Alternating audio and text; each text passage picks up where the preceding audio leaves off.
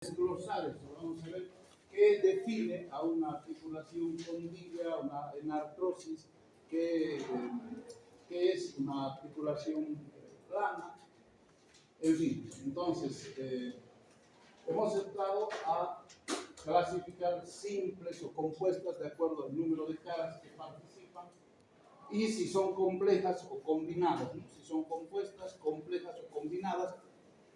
Y hemos dicho que eso es lo que hay que presentar en las disertaciones que seguramente van a tener en la práctica.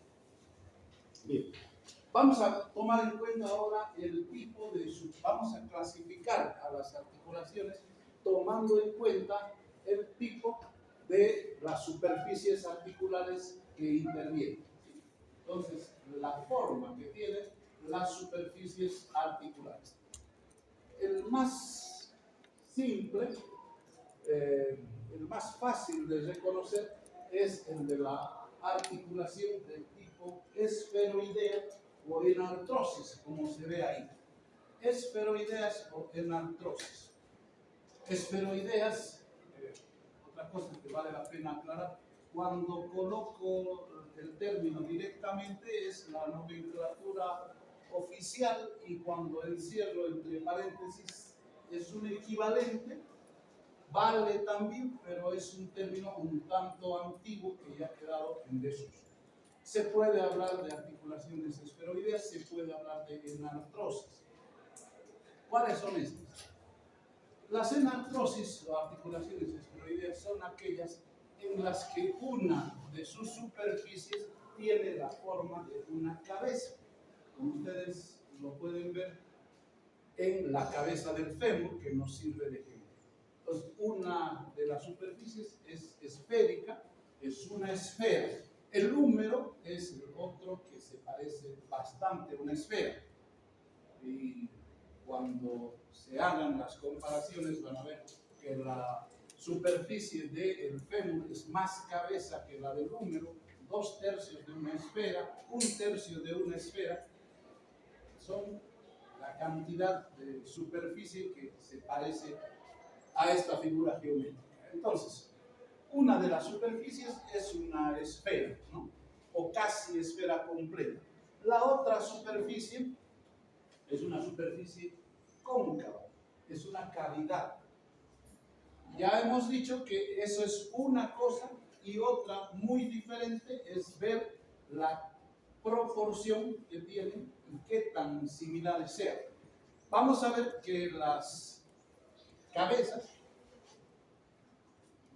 en el caso de la cabeza del fémur, tiene una buena relación, una buena proporción con su cavidad glenoidea o con su acetábulo, con su fondo, su cavidad o cócleo. Vamos a ver también que en el húmero no ocurre lo mismo, ya habíamos dicho que hay una desproporción. Bien, ahora, entonces, ¿qué tenemos que saber? ¿Cuál es la característica de una articulación esferoidea? ¿Qué más? ¿Qué tipos de movimiento facilita? Las articulaciones del tipo de las enartrosis son las más móviles del cuerpo, donde están presentes. Y, por lo tanto, si ustedes se acuerdan, habíamos dicho, si hace un movimiento en un solo eje, son uniaxiales. Si pueden hacer en dos, son biaxiales. Y si pueden hacer varios movimientos, son poliaxiales o multiaxiales. De acuerdo a eso, entonces, las articulaciones esferoideas son triaxiales o poliaxiales. Es decir, son capaces de ejecutar más o aproximadamente 6 movimientos por lo menos, ¿no? Pueden hacer flexión, extensión, ¿no es cierto?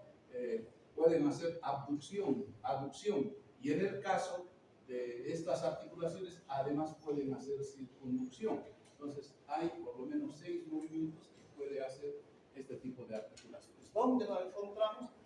La articulación escapulohumeral, la coxofemoral, la húmero-radial, y cuando se llegue a la descripción ya en el avance de materia, vamos a ir nombrando a cada uno según según esa forma. Entonces ahí tienen la idea, una cabeza, un acetábulo, una cavidad complementaria.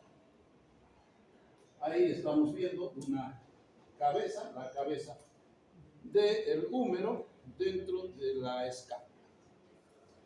Vamos a ver entonces las articulaciones condiles. ¿Qué es un cóndilo? Condiles o elipsoidales, ¿no? Siguiente variante. Se llaman así elipsoidales porque tienen la forma de una elipse. En realidad, una elipse viene a ser esta figura ovalada. Se refieren a eso. Las articulaciones condiles intentan ser una cabeza, pero son menos que una cabeza y tienen todas en común una forma oval.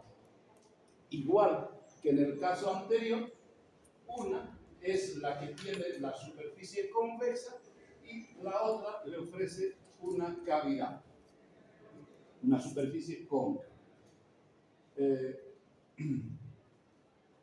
Son ejemplos de ella las articulaciones radiocarpianas, la articulación que se establece entre el radio y la primera fila del carpo, la articulación mediocarpiana entre las dos filas del carpo, entre la primera y la segunda fila del carpo, las articulaciones metacarpofalángicas. Fíjense, en la mano hay un montón de ejemplos ahí, pero no solamente en la mano, sino también en el pie. Entonces, si las articulaciones, también lo vamos a ver más adelante, no son un solo cóndilo, no estamos estudiando un solo cóndilo, sino dos cóndilos, entonces se habla de articulaciones bicondilias, ¿no? Articulaciones bicondilias y sus variedades lo vamos a ver cuando estudiemos rodilla, donde en un solo hueso hay dos cóndilos, o vamos a ver también en un solo hueso la articulación temporomandibular que tiene un componente condilio. Esto es solamente la idea general. Ahí está la condilia. Uno de los huesos termina entonces formando un cóndilo y la otra le ofrece una cavidad. Entonces ahí está la articulación radiocarpiana como ejemplo. Articulaciones celares. Cuando se habla de articulaciones celares, hay dos nombres más que se pueden encontrar. Celares quiere decir en forma de silla. Si nos da una mejor idea, son articulaciones en silla de montar. En silla de montar, si ustedes se acuerdan, hay una superficie en donde está el jinete, que es el que cabalga, y en el otro lado está la silla de montar. Eso permite al jinete desplazarse hacia adelante o hacia atrás, son biaxiales, o moverse hacia los lados. Entonces, ahí está, este es un buen ejemplo para mostrar una de las superficies, por lo tanto, va a tener la forma de una media luna, pero la otra superficie también. Entonces, esa es la característica de estas articulaciones. Por lo tanto, se llaman también articulaciones en encaje recíproco, porque los dos tienen una estructura muy parecida, simplemente que se diferencian en la forma en la que participan en la articulación. Entonces, como les decía, eso permite al jinete desplazarse hacia adelante, hacia atrás y también hacia los lados. Por lo tanto, se ejecutan movimientos en dos de los tres ejes que hemos dicho. Por lo tanto, son articulaciones biaxiales. ¿Dónde se encuentran? En la articulación trapecio-metacarpiana. Acuérdense de que tenemos por delante todavía el ver los huesos de la mano. Ahí vamos a ver al trapecio, al trapezoide, al grande, al anchoso, a cada uno de ellos, y vamos a ver con quiénes toma articulación. Ahí está mostrando la articulación que se va a producir especialmente entre el trapecio y el metacarpo, ¿no? Los primera fila del metacarpo. La que se está viendo ahí, la articulación calcáneo-cuboidea en la región del tarso, entre esos dos huesos, entre el calcáneo y el cubo. La articulación carpo-metacarpiana, entre los huesos del carpo con el metacarpo, y una articulación muy estudiada, la articulación esternoclavicular. Estos son ejemplos de lo que tenemos pendiente todavía para avanzar en este segmento.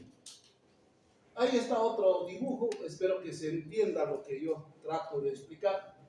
No siempre están los términos adecuados. Ustedes, la mejor forma de aprender es poniendo en sus propias palabras primero y después aprendiendo los nombres. Yo tengo que hacer resúmenes, miren, vuelvo a decir, la mejor forma de aprender es hacer resúmenes, hacer dibujos, entender lo que están diciendo, porque el que no entiende lo va a aprender de memoria, y el que aprende de memoria se olvida. Ustedes tienen novios, novias, en vez de estar hablando tonteras, siéntenle y den una clase de articulaciones que le escuche y que le aplauda al final, me parece muy bien. Y si no, tienen al perro y al gato, que también les van a entender. Bien, eso es una articulación en silla de montar. Vamos con otra. Articulación en jingling. A mí siempre me ha parecido más complicado el jingling, pero más fácil es entender una tróclea, la articulación troclear. La articulación troclear, como ustedes verán, es una articulación uniaxial. Para entender lo que es una articulación troclear, entonces tengo que entender qué es tróclea. Y tróclea básicamente es una polea. Si ustedes se fijan aquí, es una polea de las que se utilizan en la construcción para subir elementos que están abajo hacia arriba, ¿no es cierto? ¿Cuál es el elemento central? Uno que tiene la forma de una garganta, una ranura, sobre la cual generalmente entra una soga, es decir, el elemento que se va a mover. Y esa soga es la que va a subir y bajar en un desfiladero, en un estrecho donde no tiene opción de moverse más que en un solo sentido. ¿Sí? Entonces, eso es una tróclea. Si ustedes analizan, por lo tanto, una tróclea solamente me va a dejar un solo tipo de movimiento, es uniaxial. Me va a dejar ir hacia adelante y hacia atrás, hacia arriba o hacia abajo, en un solo eje. Polea, roldana, aquí había puesto roldana, así también se conoce, ¿no?, a ese elemento. Por lo tanto, son articulaciones monoaxiales. El ejemplo más conocido es el que se da entre el húmero y el cúbito, que es el mejor ejemplo de articulación para mostrar los movimientos de flexión y extensión. Aunque también existe en los huesos de la región talocrural, entre las falanges de las manos y entre las falanges de los pies. Ahí está otra vez el ejemplo de lo que es una tróclea o articulación troclear. Trocoides, parecido. Tróclea, roldana, trocoides. ¿Sí? Eso es básicamente, o en pivote. ¿Sí? Esta figura que está arriba, o los que son deportistas saben mejor lo que es pivotar, ahí abajo está un ejemplo en el base, que es moverse alrededor de un punto fijo. Básicamente eso es un pivote. Entonces, si ustedes imaginan qué tipo de movimiento puede hacer la figura que está arriba, solamente es moverse hacia un lado o hacia el otro, igual que en la figura de abajo. En este caso de la trocoides, una superficie es cóncava, la otra es convexa, pero realiza movimientos de rotación. ¿Sí? Por lo tanto, son articulaciones monoaxiales o monoaxiles. Si ponen monoaxiles tampoco hay problema, La palabra axil o axial se refiere a eje, al eje. Entonces, no hay problema. Se producen movimientos de rotación. ¿Dónde se observa? En la articulación atlantoaxial, entre la articulación que tienen las dos primeras vértebras, el atlas con el axis, que enseguida lo vamos a ver. Entre las apófisis articulares de las vértebras lumbares.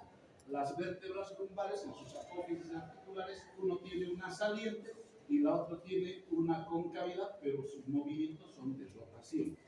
Ahí lo vamos a ver también. Y las articulaciones costotransversales, entre las costillas y las apófisis transversas de las vértebras. Ahí se está viendo entonces los movimientos de rotación. Lo que quiero que entiendan para evitar confusiones, y cada que digo evitar confusiones, más bien se confunden, es ver que esta articulación se da entre el diente del axis, que actúa como punto fijo, y el atlas, que es el que produce, el que rota. Ahora, aquí quiero aclarar dos cosas, porque yo en los exámenes les pongo preguntas aparentemente fáciles, pero que son trampas, ¿sí? Entonces, ¿qué tenemos que tomar en cuenta? Primero, que el movimiento se refiere a la rotación de la cabeza. Es este el movimiento que realiza una trocoides, que permite realizar una trocoides. ¿Qué quiere decir eso? Yo en las preguntas, cuando pongo, por ejemplo, les pongo el movimiento típico de una trocoides se observa en la flexión y extensión de la cabeza. Nada que ver. La flexión y extensión de la cabeza no la realiza la articulación atlantoaxial, ni los músculos de esas regiones. Es otra cosa. Nada que ver. Rotación de la cabeza. Esa sí es una trocoide. Por eso está el ejemplo. Por eso está el ejemplo. ¿Sí? Y por eso se está mostrando cuál es la articulación. Y la otra cosa. Si yo coloco que esta articulación es capaz de ejecutar los movimientos de rotación y le pongo al lado verdadero o falso, ¿qué es? ¿Es verdadero o falso? La articulación de tipo trocoides ejecuta movimientos de rotación. Bien. Podría ser verdadero, ¿no es cierto? Pero es falso, porque aquí hay otra cosa. Cuando se formula la pregunta, la obligación de ustedes es analizar la pregunta. Y aquí viene por qué. Lo vamos a ver, todavía nos falta mucho. Me estoy adelantando. Por eso es bueno pasar clases, les dije, y anotar lo que yo estoy diciendo. Ojo con esto, porque después en el examen, lo único que digo, pero yo les he dicho, y los ingenieros que vienen solo a dar el examen no han entendido. Ninguna articulación puede realizar movimientos. Ninguno. ¿Quiénes realizan movimientos? Los músculos. Entonces, una pregunta que diga que una articulación ejecuta ese movimiento es falsa, porque ninguna articulación tiene con qué mover nada. Entonces, ¿qué hace una articulación? Permite o facilita realizar ese movimiento. Eso quiere decir que otros elementos, los músculos, tomando en cuenta una articulación, van a realizar el movimiento. Entonces, las preguntas en los pequeños detalles tienen trampas. Hay que analizar, hay que entender, hay que levantar la mano si no entiendo y aclarar la pregunta si hubiera dudas. ¿Sí? Entonces, ojo, porque esto de la trocoides es clave. Articulaciones planas o artróticas. Las articulaciones planas o artrodias, fíjense, no deberían ser muy complejas. Es el movimiento que se produce entre las dos superficies planas. Entre las dos superficies planas. Como ustedes ven aquí, aquí hay un cuadrado que está sujeto de este punto, y aquí a su lado hay otro cuadrado sujeto de este punto, y al medio, por si no se nota bien, una superficie plana. Eso quiere decir que se han acercado dos elementos, y lo que es la diferencia entre una sutura plana sin artrosis y una diartrosis en su variedad artrodia, ¿cuál será la diferencia? Que una artrodia tiene movimiento, ¿sí? Una sutura plana no tiene. Entonces, esa es una diferencia. Si se mueve y es plana, es artrodia. Si es plana y no se mueve, es una sutura plana. ¿Sí? Ya. Ahora, aquí hay que aclarar, porque aquí hay dos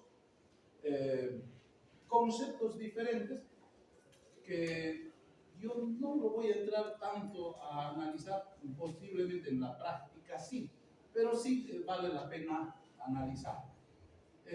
Hay autores que dicen que esta es una articulación monoaxial, porque el movimiento que se realiza es siempre en un sentido. Pero ustedes, si se fijan en las flechas, nos dice que no, que es biaxial. Bueno, siempre vámonos al libro oficial para el examen, ¿sí?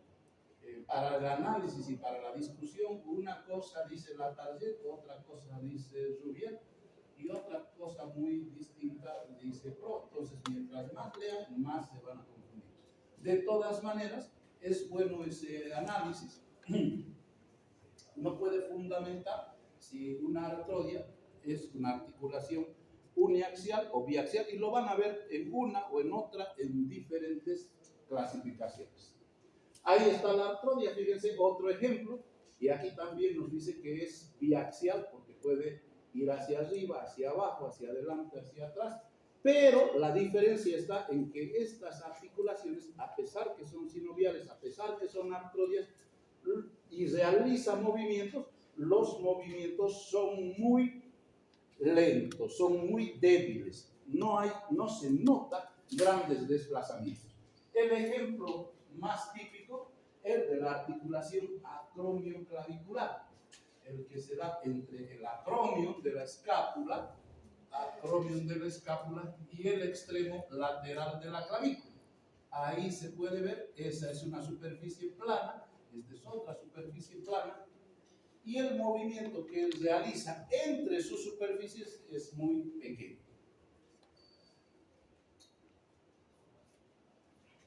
Bien, entonces, ya habiendo visto, tenemos varias formas. Voy a hacer una recapitulación que hemos visto hasta ahora, y voy a hablar solo de las diartrosis. Hemos visto que las articulaciones del tipo de las diartrosis se pueden clasificar según los ejes de movimiento, según las formas que tiene sus superficies articulares.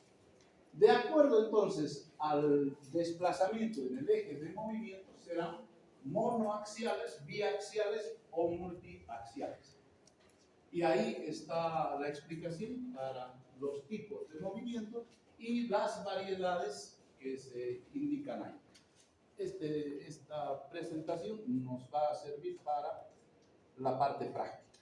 En la parte práctica les van a dar articulaciones y a clasificar. Bien, una tarea y una recomendación. Estamos viendo conceptos que no podemos todos suponer que ya saben, pero les dije, hay que acompañarse del diccionario. Diccionario anatómico, diccionario médico, no importa. pero un diccionario de terminología médica. ¿Qué es lo que hay que ver? Acabamos de pasar por estos términos. Hemos hablado de cabeza, hemos hablado de cóndilo, ¿sí? Pero hay otras superficies dentro de un hueso. Hay un trocánter, hay un tubérculo, hay apófisis, crestas, carillas, surcos, canales, conductos, y cada uno es diferente al otro. ¿Qué tenemos que saber? En el examen, diga o defina lo que es una escotadura. Y ahí venía lo que les informaba anteriormente. Yo les puedo mostrar una escotadura, pero no sé cómo definirla. Bueno, mi amigo desde la universidad está estudiando anatomía y la tarea de hoy es definir la escotadura. Uno. ¿Sí? Entonces, estos se llaman accidentes anatómicos, por si acaso, detalles anatómicos, que se los puede clasificar en los huesos en dos grandes grupos, o son eminencias o son depresiones. Ustedes revisan la superficie de un hueso y la primera clasificación, esta es una eminencia o esta es una depresión, esta es una excavación, ¿sí? ¿Qué es? Entonces, si es una eminencia, ¿qué es? Cabeza, cóndilo, trocánter, tubérculo, apófisis, cresta, carilla, ¿qué es? Ahí nos falta cuello también, que es un cuello. Y si es una depresión, está excavado, ¿qué es? Es un surco, es un canal, es un conducto, ¿qué es? Es un hiato, es un foramen. Esto debería estar sí o sí en el portafolio. ¿Por qué razón? Porque cualquier hueso a partir de ahora que se comience a describir, se van a utilizar estos términos. Les decía, se puede hacer de memoria y decir presente en el extremo proximal una cabeza que está unida al epífisis a través de un cuello. Le está yendo muy bien, entonces muy bien, dígame usted qué es un cuello. Pasa, ¿no? ¿Alguna vez que continuaré? No. Continuaré, no. Dígame qué es cuello. No sé qué es cuello. Ahí se acabó, a su asiento. De nuevo abajo. ¿Sí? Entonces, es necesario buscar, colocar esos términos porque son del uso diario. Bueno. Y con eso acabamos entonces articulaciones. La próxima clase vamos a ver músculos, generalidades de músculos. Desde la próxima semana entramos ya a la región de los miembros superior e inferior. ¿Qué tomo estamos usando de Rubier? A ver. Miembro superior y miembro inferior. ¿Sí? Les digo porque uno comienza a comprarse el tomo 1 es